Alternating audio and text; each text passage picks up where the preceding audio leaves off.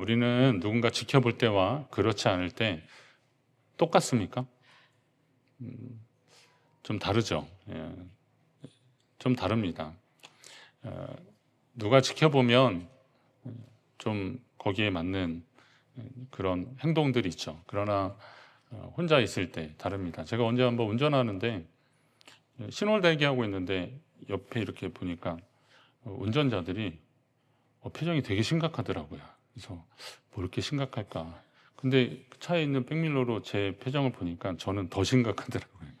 그래서 근데 사람을 만나면 저는 이렇게 또 항상 이렇게 얼굴 표정이 좀 이렇게 밝게 하려고 하고 그렇게 하는데 혼자 있을 때는 좀 시무룩하고 그럴 때가 많이 있습니다. 맞습니다.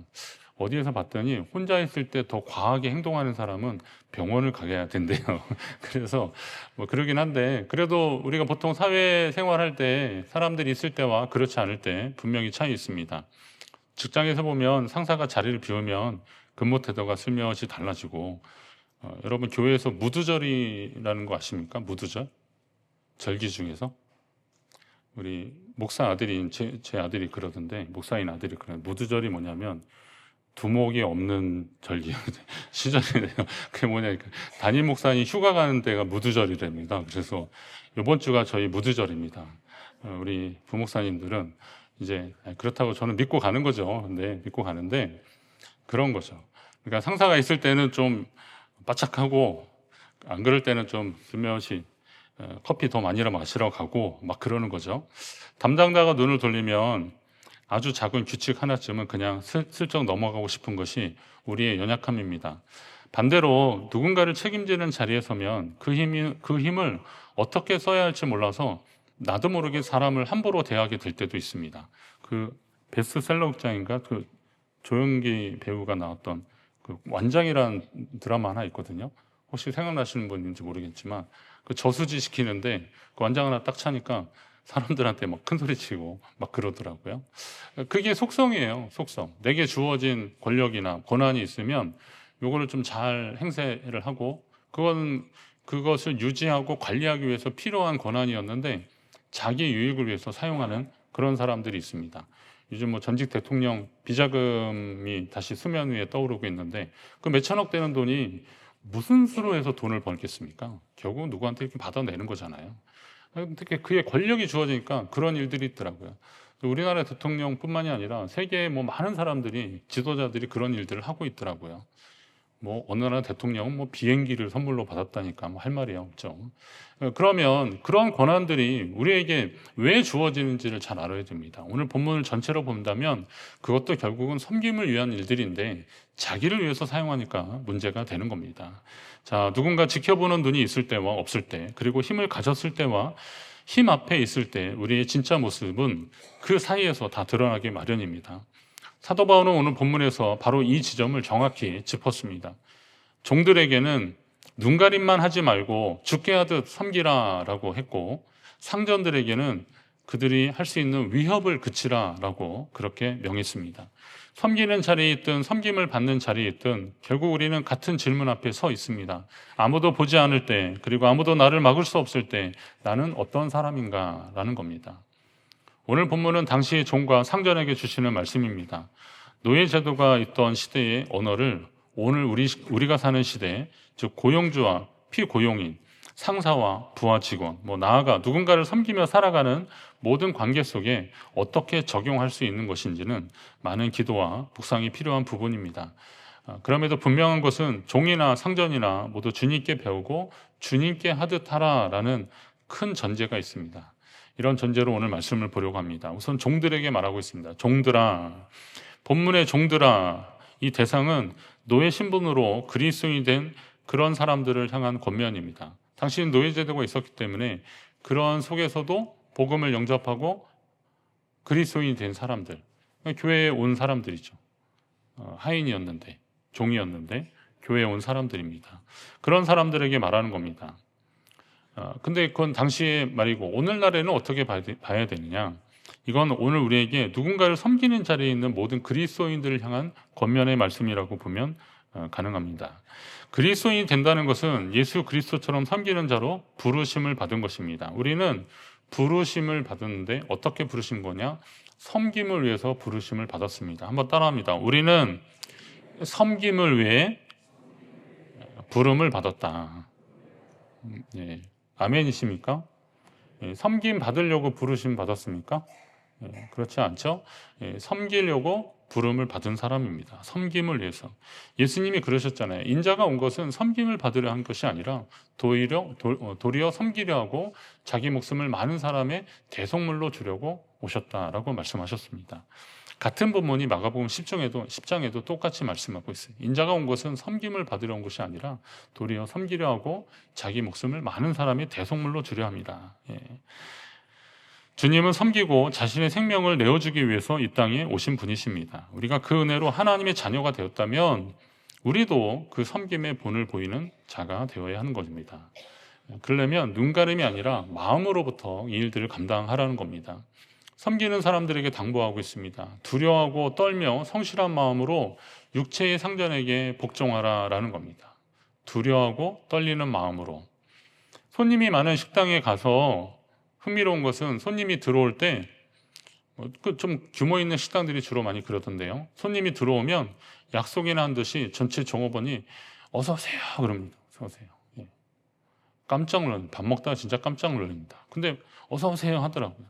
아마도 그렇게 하도록 교육을 받은 것 같은데 저는 개인적으로 그런 인사는 별로입니다. 왜 그러냐면 봤더니 뭐 이렇게 치우면서 손님은 보지도 않으면서 어서 오세요 그러는 거예요. 예. 뭐 이렇게 음식 만들면서도 오면 또 어서 오세요 그러는 거예요. 눈도 마주치지 않고 그 사람을 향해서 몸을 돌리지도 않고 그냥 하던 일 하면서 그냥 어서 오세요 하는 요즘 표현하면 영혼이 없는 인사를 하고 있는 겁니다. 근데 그렇게 맞아들일 때 누군가 나를 맞아준다는 그런 마음 때문에 좀 좋은 느낌을 들라고 그렇게 영업 전략상 그렇게 하는 것이겠지만 물론 그걸 좋아하는 분들도 있죠. 그러나 저는 개인적으로 보면 그런 인사는 좀 밥 먹다가 갑자기 옆에서 여러분과 상관없는 인사하면서 크게 소리 지르면 좋으십니까? 깜짝 놀라잖아요. 두렵고 떨림이라는 것은 상대에 대한 존경이고 인정입니다. 내가 누군가를 대할 때 그 사람을 두렵고 떨림으로 대하라라고 하고 계십니다. 마지못해 섬기는 것은 상대도 이미 알 겁니다. 내가 그냥 직업적으로 건성으로 이렇게 하는 거는 아마 다 알 것입니다. 무엇보다 진심으로 하라는 거예요. 두렵고 떨림으로 하라는 것은 진심으로 하라는 거예요. 진심은 내면의 문제 아닙니까? 예전에 사택 리모델링 하면서 거기 이렇게 뜯고 창틀을 교체하는 가운데서 겨울에 왜 이렇게 추웠고 여름에 왜 이렇게 더운지를 알겠더라고요. 보니까 천정은 제 손가락보다 얇은 그런 단열재가 이렇게 얹어져 있었고 벽과 벽 사이는 원래 이렇게 두꺼운 스티로폼을 놓거나 그래야 되는데 이 충진자 같은 걸 넣어야 되는데 어디는 놓고 어디는 안 놓고 그랬더라고요. 밖에서 보면 몰라요. 벽돌이 이렇게 다 쌓여져 있기 때문에 모르는데 그걸 이렇게 뜯어보니까 모자랐는지 아니면 뭐 원래부터 안 넣은 건지 모르겠지만 그러고요. 어디는 또 그냥 뭐 이것저것 혹시 여기 그 건물 지으신 분이 계신지 모르겠습니다. 근데 하여튼 그렇게 돼 있으니까 여름에 당연히 덥죠. 겨울엔 춥죠. 그렇더라고요. 내면이라는 게 그런 겁니다. 우리 속이 하나님이 주신 그 은혜로 채워지면 누군가를 대할 때 거기에 넉넉함이 있고 여유가 있는 거예요.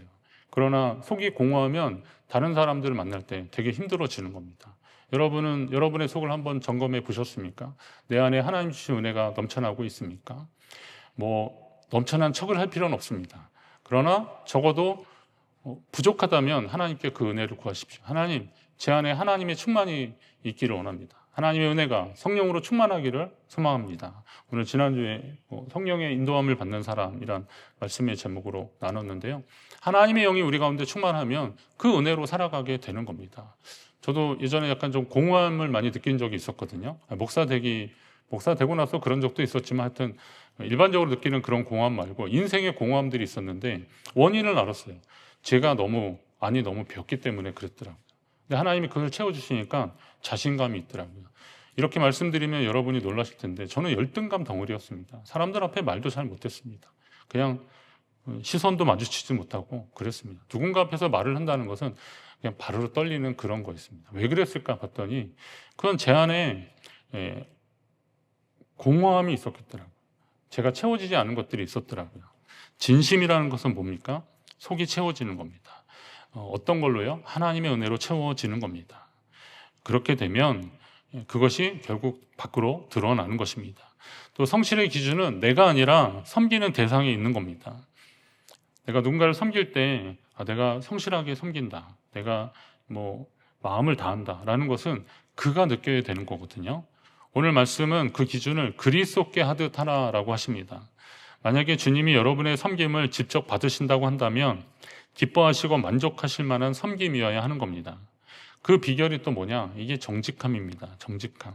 누가 있고 없고를 떠나서 정직과 성실로 그 일들을 감당해야 되는 겁니다. 그래야 주님도 기뻐하시는 거죠. 그리고 그 섬김의 대상이 되는 그도 기뻐하게 되는 겁니다.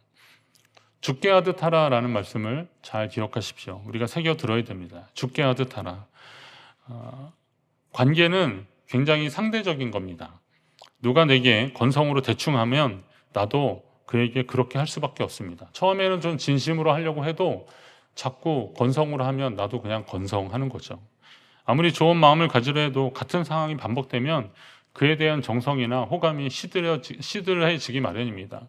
결국 나도 그를 적당히 대하게 되는 겁니다. 업무상 가끔 전화를 받거나 전화를 걸면 이미 녹음이 된 그 ARS 음성으로 넘어가는 경우들이 많이 있잖아요. 저는 그럴 때 아주 중요한 업무가 아니면 그냥 대충 듣습니다. 맞으면 1번, 틀리면 2번 그런 거 있잖아요. 그래서 넘어가는데 그거를 이렇게 막 수화기를 들고 하잖아요. 그냥 스피커폰으로 이렇게 놓고서 숫자 키보드 나오게 해서 키패드 나오게 해서 1번 이렇게 누르고 막 그러는 겁니다. 생년월일 누르라 그러면 누르고 그러는 거죠. 예. 그냥 그렇게 넘어가는 겁니다. 근데 또 오는 전화가 있잖아요. 이제 걸 때는 제가 필요하니까 개인 신원 정보를 확인하기 위해서 그러는 건데 그 오는 전화는 이것도 무차별적이더라고요. 요즘은 약간 진화됐어요. 그래서 제가 전화 받고 여보세요 그러잖아요. 그러면 한 1초 정도가 약간 쉬어요. 그리고 그쪽에서 감을 잡는 것 같아요. 이 사람한테 말을 할까 말까. 그러다가 고객님 안녕하세요 그러면 또 전화 왔구나. 근데 제가 바쁘면 그냥 ALS로 넘어가는 기계음 같은 경우는 제가 그냥 끊어버리는데 사랑합니다 고객님 막 이러는 거는 그냥 죄송하지만 그냥 끊어버려요. 그런데 고객님 안녕하세요 그러면서 저는 누구입니다 라고 하면 이게 영업용 이 TM 전화가 분명한데도 불구하고 저는 이거 잘 못 끊겠더라고요. 그래서 예 그러시죠.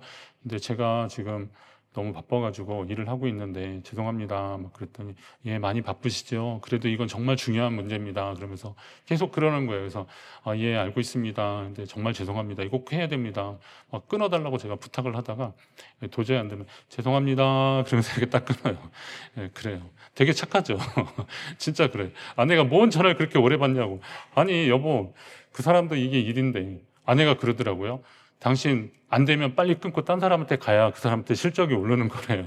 그럴까 하는 생각도 들지만 제가 차마 못 끊는 거는 왜 그렇습니까? 사람이 했기 때문에 그래요. 사람이. 기계가 있으면 그냥 끊어버려요. 근데 사람이 한 거예요. 누군가의 딸이 한 거고 누군가의 엄마가 한 거예요. 그러니까 저는 그냥 받아주는 거죠. 왜냐하면 나도 누군가의 아버지고 남편이고 아들이잖아요. 그러니까 그냥 그렇게 받아주는 거예요. 죄송한데요. 그 일을 봐주는 분이 많이 있어요. 죄송합니다 라고 해요. 요즘 대출 권유하는 분들이 또 많이 오더라고요. 근데 그런 전화는 정말 인정사정 없더만요. 그냥 하다가 저는 요즘 필요하지 그럼 딱 끊어요. 거기서 띠요. 이 사람들은 정말 급한 사람들이구나. 누군가 마음이 급하고 여유가 없어서 한 푼이라도 좀 필요하고 대출 안 돼서 막막한 사람들한테 전화하는 사람들인데 업무적으로 이렇게 전화하고 있구나. 우리 사이가 정말 이러고 있구나. 제가 좀 마음이 좀 안타깝습니다. 자, 기계음을 들으면 공손한 마음이 들기가 어렵습니다. 그러나 사람이면 거기에 맞춰지게 되는 것이 보통 인지상정입니다. 이처럼 관계는 굉장히 상대적이라는 겁니다. 섬김을 실천하는데 죽게 하듯 하라라고 그렇게 권면한 이유가 있어요. 주님이에요. 대상이 주님처럼 하라는 거예요. 내가 아는 저 시원찮은 인간이 아니라 주님께 하라는 거예요. 주님께 하라는 거예요. 그러면 우리의 섬김이 훨씬 더 효과적이라는 겁니다. 우리를 향한 주님의 태도가 어땠습니까? 빌립보서 2장에는 너희 안에 이 마음을 품으라 라고 하면서 시작되는 아주 유명한 말씀이 있잖아요. 곧 그리스도 예수의 마음인데 그는 근본 하나님의 본체시나 하나님과 동등됨을 취할 것으로 여기지 아니하시고 오히려 자기를 비워 종의 형체를 갖춰서 사람들과 같이 되셨다 그랬어요. 사람의 모양으로 나타나셨으니 자기를 낮추시고 죽기까지 복종하셨다. 곧 십자가에 죽으십니다. 주님이 그러셨다는 거예요. 자, 그런 주님이 여러분에게 나타나셨어요. 그럼 어떻게 하셔야 돼요? 두렵고 떨리잖아요. 감사하잖아요. 그 주님께 하듯 주님을 섬기듯 하라는 거예요. 여기에 뭐가 더 필요하겠습니까? 사람에게 무슨 일을 하든지 마음을 다하여 죽게 하듯 하고 사람에게 하듯 하지 말라라고 하시더라고요. 이 말씀 묵상하면서 우리가 이렇게 차별을 했구나. 사람에게 하는 거하고 주님께 하는 거하고 정말 차별했구나. 근데 성경에서는 주님께 하듯 하라라고 하시네요. 너무 많은 걸 요구하시는 게 아닐까 이런 생각이 드는데, 왜냐하면 왜 이렇게까지 말씀해 주셔야 되냐면 아까 말씀드렸던 우리의 그런 속성을 알고 계시기 때문에 방심하지 말고, 그리고 허투루 대하지 말고 주님께 하듯 하는 마음을 계속 가지라라는 겁니다. 가끔 저는 기타를 가끔 이렇게 치고 싶을 때 치는데, 요즘은 튜닝기가 좋아서 핸드폰도 있고 그래서 그냥 음을 맞춰서 하기가 좀 쉽습니다. 근데 예전에는 그냥 감으로 해야 되잖아요. 그러면 이제 뭐 6번 줄 미 이렇게 하다가 그러다가 이제 그 음을 내는데, 근데 제 감으로 그걸 하잖아요. 그러면 나중에 튜닝기랑 맞춰보면 완전 떨어져 있습니다. 그럼 어떻게 돼요? 약간 좀 끌어올려야 돼요. 약간 끌어올려야 돼요. 그래서 그냥 미가 아니라 미 이런 식으로 좀 올려야 돼요. 아니면 뭐 그런 음들이 있어요. 그런 음들을 조금 끌어올려야 그래도 거의 비슷하게 맞더라고요. 우리의 본능에 충실하면 결국은 낮아지는 거예요. 그리고 태도도 낮아지는 거고, 그리고 관계도 별로 안 좋아지더라고요. 그래서 죽게 하듯 하라라는 겁니다. 우리는 사람들과의 관계 속에서 일하고 있는 것 같지만 사실은 사람이 아니라 주님께 하듯 하면 틀림이 없습니다. 거기에 이유가 있죠. 왜 그러냐면 성도도 사실은 새로운 사람인데 이 사람들은 하나님의 형상을 따라 새롭게 지음을 받은 사람들이기 때문에 그렇습니다. 그러니까 내가 대하는 저 사람은 그냥 사람이 아니다. 그냥 하나님의 형상을 따라 지음받은 존귀한 자다라고 하는 거죠. 그런 찬양도 있잖아요. 형제의 모습 속에 보이는 하나님의 형상 아름다워라. 주님이 지으시고 보시니 좋았더라. 이 토브라고 하는 그 단어가 좋다, 아름답다, 굿이라는 말이에요. 근데 이런 마음으로 하나님의 형상을 따라 지음받은 각 사람들이 다 우리 앞에 있다라고 한다면 우리가 죽게 하듯 하라는 말씀이 이해가 되는 겁니다. 그 안에서 하나님의 형상을 발견하시고 주님께 대하듯 섬기기를 다하라는 것입니다. 자, 이젠 상전들아라고 말씀하고 있습니다. 섬기는 것만큼 섬김을 받는 자의 태도도 중요합니다. 섬김을 받는 자의 태도. 사탄이 가장 효과적으로 사용하는 시험의 도구가 이 교만입니다. 교만. 아담과 하와도 바로 여기에 넘어갔습니다. 사울 왕이 그랬고 다윗 왕이나 솔로몬 왕이나, 안타깝게도 이스라엘의 최초의 왕인 사울 왕이나 다윗이나 솔로몬이나 다 그랬더라고요. 우리는 다윗을 성군이라고 하잖아요. 솔로몬은 뭐 지혜의 왕 그러지만 사실 그 내용들을 잘 보면 다윗도 실수했고요. 실수가 아니라 죄를 범했어요. 엄연히 죄를 범했어요. 그리고 솔로몬은 결국은 하나님이 그로 인해서 그 나라를 그냥 나눠버리시더라고요. 그랬더라고요. 왜 그랬을까요? 사울은 그 베냐민 지파, 정말 약하디 약한 베냐민 지파, 우리 지파 같은 데서 저 같은 사람이 왕이 돼도 될까요? 막 이랬는데도 하나님이 사용하셨는데 이거를 감사하지 못하니까 자기보다 나은 사람이 나올 때 이 다윗을 시기하잖아요. 사람들의, 백성들이 막 그 다윗을 향해서 환호하니까 저놈 죽여야겠다 이렇게 생각하더라고요. 이게 교만입니다. 그리고 자기 욕심을 위해서 부하의 것을 빼앗는 다윗과 같은 이런 사람들, 이거 교만이거든요. 솔로몬 왕은 어땠습니까? 그 사람이 지혜로우니까 많은 사람들이 조공을 바치고, 주변 나라에서 조공을 바치고 솔로몬 왕에게 막 찾아왔어요. 어떤 사람들은 당신의 지혜를 배우러 왔습니다. 그래서 많은 예물을 가져왔어요.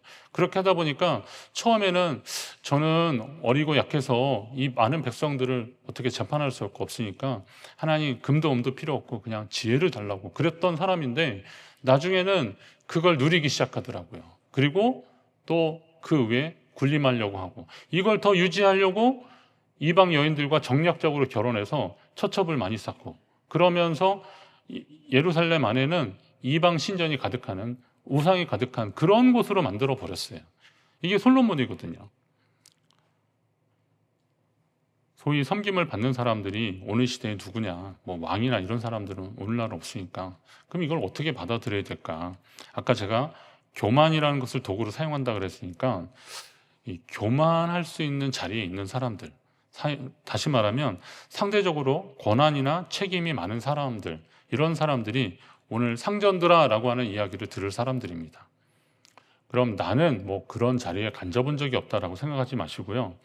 여러분이 이 땅 가운데 여러분이 하나님께 받은 은혜를 가지고 살아간다고 할 때 나는 어떻게 살지를 한번 잘 새겨보십시오. 사도 바울은 상전들아 너희도 그들에게 이와 같이 하라라고 권면하는데, 그건 뭐냐면 어떻게 하냐면은 상전들은 하인들에게 위협을 하지 말라고, 위협을 그치라라고 그렇게 말씀하고 있습니다. 이게 어떤 말일까요? 일방적인 위협을 말하는데, 주인은 하인의 생명을 쥐고 있는 존재입니다.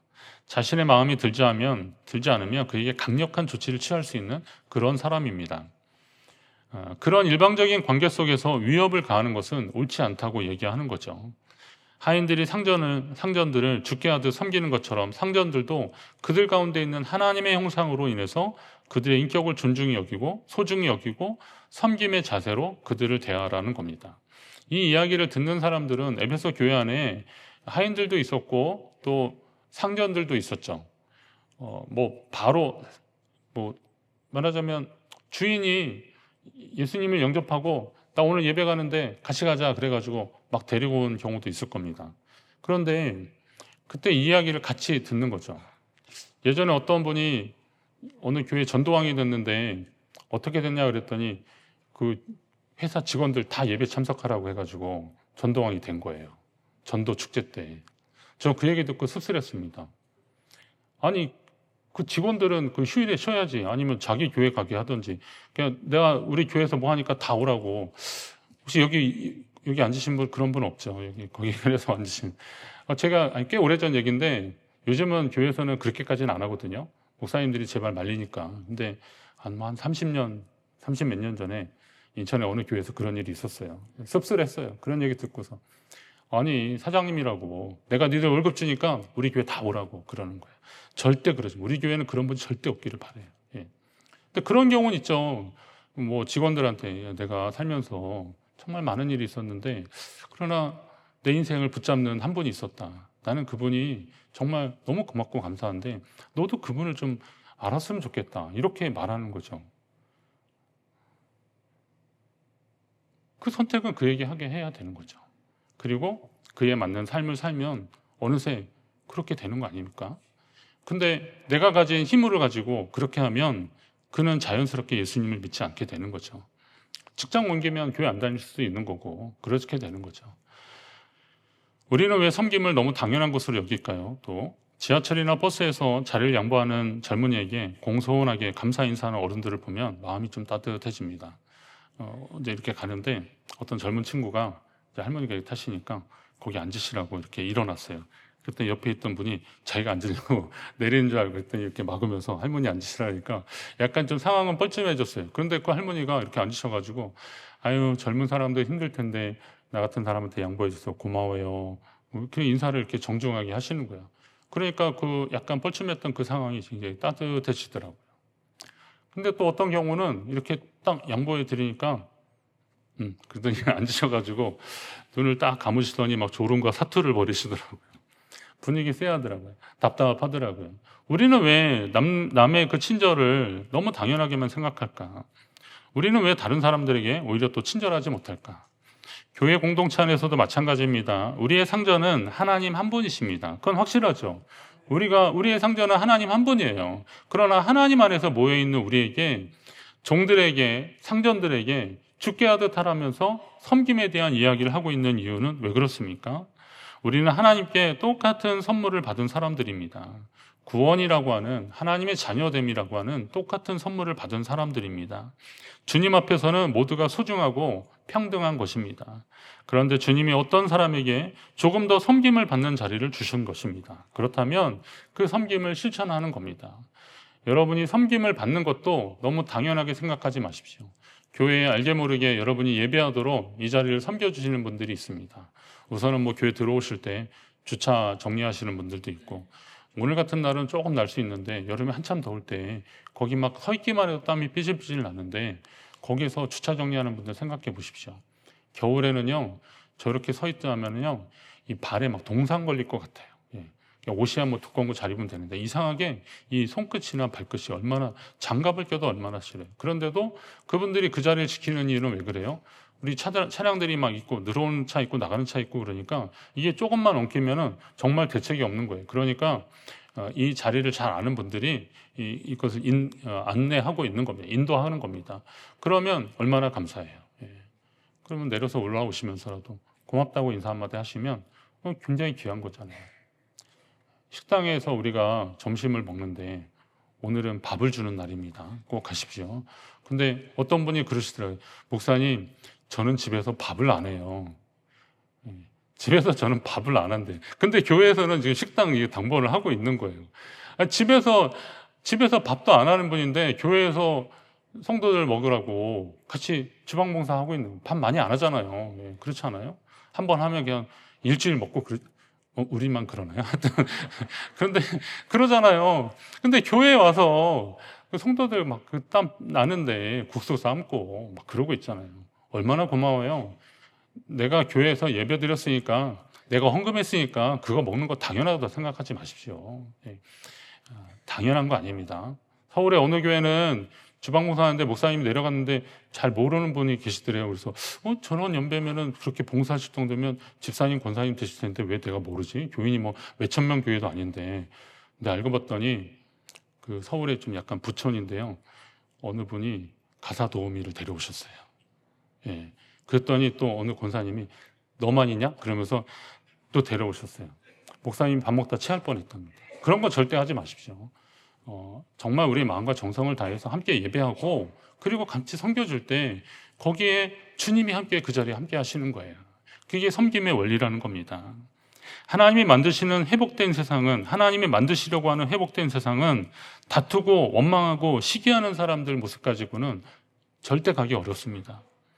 강한 자가 약한 자를 삼키려고 하는 그런 구조, 갈등의 구조가 만연한 세상이 아니라 서로에 대해서 이해하고 함께 도우며 하나님의 뜻을 이루어가는 그런 세상입니다. 동물의 왕국 같은 그런 동영상을 한번 유튜브에서 봤는데요, 그 아프리카 누 있잖아요, 들소 이렇게. 근데 얘가 좀 덩치가 큰데 사자가 얘를 노리고 있다가 물 먹으러 왔는데 그걸 탁 잡았어요. 근데 얘가 또 가만히 있겠어요? 덩치는 크니까 막 발버둥 치는 겁니다. 막 뒹굴고 자빠지고 막 그러는데도 사자는 그 목덜미를 물고 끝까지 놓지 않으려고 그러는 거예요. 그랬더니 저쪽에 있던 그 다른 무리들이, 누 무리가 놀려서 물러났다가 동료가 당하니까 또 우르르 달려들어가지고 사자를 막 받아치고 막 그러더라고요. 근데 사자가 그러니까 또 저쪽에 있는 사자 무리들이 또 와가지고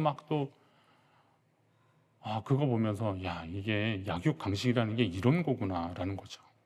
근데 우리가 사는 세상이 그런 힘의 논리가 지배되는 그런 세상이 되기를 하나님이 원하시겠습니까? 너희 강한 자가 약한 자를 도우라 그런 말씀이 왜 그런 거겠어요? 강한 자는 힘이 센 사람만이 아니에요. 믿음이 강한 사람을 말하는 거예요. 믿음이 강한 사람이 믿음이 연약한 자들을 도우라는 거예요.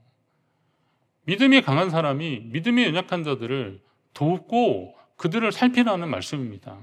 이사야 선지자를 통해서 하나님 주시는 유명한 말씀이 있잖아요. 그때 이리가 어린 양과 함께 살며 표범이 어린 염소와 함께 누우며 송아지와 어린 사자와 살찐 짐승이 함께 있어 어린아이에게 끌리며, 그러면서 어떻게 해요? 암소와 곰이 함께 먹으며 그것들의 새끼가 함께 엎드려지며 사자가 수처럼 풀을 먹을 것이며 젖먹는 아이가 독사의 구멍에서 장난하며 젖된 어린아이가 독사의 굴에 손을 넣을 것이라. 하나님이 회복되길 원하시는 세상의 모습이에요. 사막에 샘이 넘쳐 흐르리라 하면서 많이 불렀던 찬양이잖아요. 하나님이 그런 것이거든요. 그런 나라를 그런 세상을 하나님은 원하고 계시는데, 어떤 사람들에게서 이 일들을 볼 수 있느냐? 주님께 은혜 받고 변화되어서 형제의 모습 속에 하나님의 형상을 발견하는 사람들, 그래서 그들에게 죽게 하듯 대하는 사람들, 이런 사람들이 있을 때 하나님 나라가 더 완성될 줄로 믿습니다. 자, 그렇다면 이제 여러분은 섬김의 대상이 되는 것으로만 만족해하지 마시고 여러분도 그런 섬김의 실천자로서 주님께 대하듯 하십시오. 여러분 앞에 있는 분들, 옆에 있는 분들이, 오늘 만나는 분들에게 바로 그렇게 하시라는 겁니다. 분명히 말씀드립니다. 교회에서 섬기는 모든 것 하나, 어느 것 하나 당연한 것 없습니다. 당연한 거 없습니다. 누군가 헌신하고 결단하고 하나님께 받은 감동을 가지고 실천하는 일들입니다. 이런 일들을 통해서 하나님이 역사하실 것입니다. 우리 교회는 그런 은혜를 경험한 교회인데 이제 그런 성도들이 더 많아져서 하나님이 하시려고 하는 더 크고 놀라운 역사가 우리 가운데 일어나기를 주님의 이름으로 축원합니다.